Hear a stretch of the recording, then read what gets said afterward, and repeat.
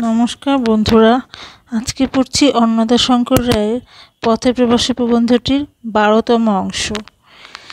একটি ছোটদের ক্লিনিকের কথা বলি। ক্রিসমাস ইভ, ক্রিসমাস ট্রি শাখায় শাখায় পুতুল ঝুলছে, ইলেকট্রিক আলোর নকল মোমবাতি জ্বলছে, ইংরেজ, জার্মান, ফরাসি, ইতালিয়ান ইত্যাদি নানা জাতের নানাভাষী রুগ্ন ছেলেমেয়েগুলি এক একটি শয্যায় দুজন করে শুয়েছে। তাদের আত্মীয়রা তাদের বিছানার কাছে বসে তাদের আনন্দে যোগ দিচ্ছেন। নার্সেরা পিয়ানো বাজাচ্ছে।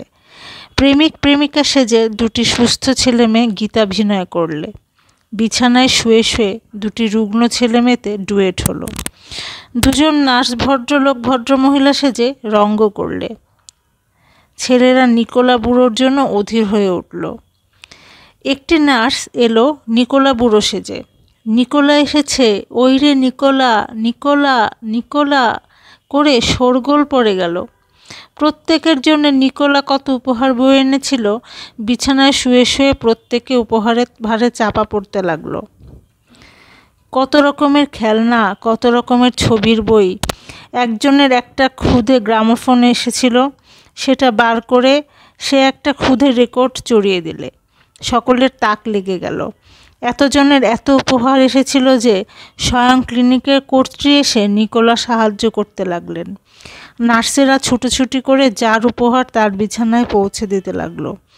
কারো উপহারের পর উপহারই পৌঁছচ্ছে, কারো দেরি হচ্ছে। সে বেচারা পরের উপহার নাড়াচাড়া করে সান্ত্বনা পাচ্ছে। বৎসরের শেষ রাত্রের উৎসব সেই বড় ক্লিনিকে। রোগীরা সেই হলে সমবেত। প্রত্যেকেই একটা না একটা ফ্যান্সি পোশাক পরে এসেছে। যে রোগী 2-3 বছর এক শয্যায় সর্বদা শুয়ে রয়েছেন, তারও কত শখ। তিনি রেড ইন্ডিয়ানের মতো মাথায় পালক পরেছেন, কিংবা নকল দাড়ি গোঁফ পশচূড়া লাগিয়েছেন। বন্ধুবান্ধবীরাও সেজে এসেছেন। কেউ সেজেছেন দ্বারকাক, কেউ সেজেছেন মুসলমানি, কেউ 8শ শতাব্দীর ফরাসি অভিজাত, কেউ রঙিন কাপড় পরা স্পেন দেশের পল্লীবাসিনী। বন্ধুবান্ধবীদের নাচ হচ্ছে, ব্যান্ড বাজছে, নারীতে পুরুষে বাহু ধরাধরি করে তালে তালে পা ফেলছে। বাজনার সুরটা এমনি যে যারা নাচছে না তাদেরও পা নেচে নেচে উঠছে। দুয়ামেল বললেন, নাচের বাজনার থেকে ইউরোপিয়ান সঙ্গীতের বিচার করবেন না। দুয়ামেল আত্মস্থ প্রকৃতির স্বল্পভাষী সুপুরুষ। তার সিভিলাইজেশন গ্রন্থখানা ফ্রান্সের সুপ্রসিদ্ধ গনকোট প্রাইজ পেয়েছে। অনেকক্ষণ ধরে নাচ চলল, মাঝে মাঝে থেমে থেমে। তারপর রোগীদের খাটের কাছে কাছে বসে তাদের বন্ধুবান্ধবীদের পানাহার ও রোগীদের শুয়ে শুয়ে যোগদান। রাত 12টায় বছর বদলালো। দলে দলে গান গেয়ে উঠল। গ্লাসে গ্লাস ঠুকিয়ে নববর্ষের স্বাস্থ্য কামনা করলে। পানাহার শেষে আবার নাচ। ইতিমধ্যে ফ্যান্সি পোশাকের উৎকর্ষ বিচার করে যে কয়জনকে পুরস্কার দেওয়া হয়েছিল, দ্বারকাক তাদের মধ্যে প্রথম। এমনি করে ইউরোপীয়রা রোগশোককে তুচ্ছ করে খেলার দাপটে জরাকে ভাগিয়ে দেয়। একাদিক্রমে 3 বছর এক শয্যায় শায়িত থাকা কি ভয়ানক দুর্ভোগ তা সুস্থ মানুষে কল্পনা করতে পারবেন না। এ সত্ত্বেও রোগীদের মুখে হাসি, তাদের আত্মীয়দের মুখে ভরসা, তাদের সেবিকাদের মুখে আশ্বাসনা। মৃত্যুর কাছে, ব্যাধির কাছে, জরার কাছে কিছুতেই হার মানব না। তালি দিয়ে গান গেয়ে হালকা তালে নেচে যাব, এই হলো ইউরোপের পণ। অনাদ্যন্ত জীবন প্রবাহে জরা, ব্যাধি, মৃত্যুর কতটুকুই বা স্থান। সেই স্থানকে প্রাধান্য দিয়ে আমরা কত সহস্র বৎসর ধরে বৈরাগ্য চর্চা করে আসছি। আমাদের সন্ধান সংসার হতে মুক্তি, জীবন শিখার নির্বাণ। আমাদের সাধনা দুঃখকে এড়িয়ে চলবার সাধনা, নিজেকে নিশ্চিন্ত করবার সাধনা।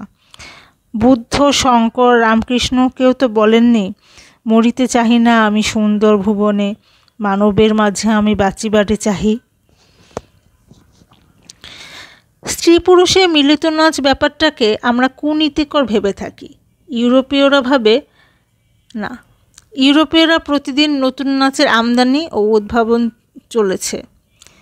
নাচ না হলে ওদের উৎসবই হয় না। স্বাস্থ্যবান সমাজ মাত্রই মিলিত নৃত্যের চলন আছে। আমাদের দেশে সরল প্রকৃতি আদিমদের নাচ কত স্থানে দেখেছি, তা দেখে কুনীতির কথা মনেই ওঠেনি। অনাদিকাল থেকে যেসব সমাজে উৎসবে তিথিতে স্ত্রী পুরুষেরা যৌথ নৃত্য প্রচলিত রয়েছে ও আশৈশব যারা একত্র নাচে অভ্যস্ত, তা পরস্পরের অঙ্গ স্পর্শ করলে তাদের চিত্ত বিক্ষেপ না হবারই কথা। আমাদের দেশে নারী ও পুরুষ দুই স্বতন্ত্র জগতে বাস করেন। নিজের আত্মীয় ছাড়া এক বড় সমাজের যত পুরুষ যত নারী সকলেই পরস্পরের কাছে অলক্ষ্য অস্পর্শা। তার ফলে নীতির দিক থেকে অস্বাস্থ্যকর কৃত্রিম কৌতূহলের সৃষ্টি ও রুচির দিক থেকে জন্মান্ধতার উদ্ভব। আমাদের রূপবোধের একদেশদর্শিতা, স্পর্শবোধের অস্বাভাবিক বুভুক্ষা আমাদের সমাজকে তো ক্লীবত্বের অচলায়তন করেছেই, আমাদের সাহিত্যকেও খণ্ডিত নৃশংসার ব্যবচ্ছেদাগার করে তুলেছে।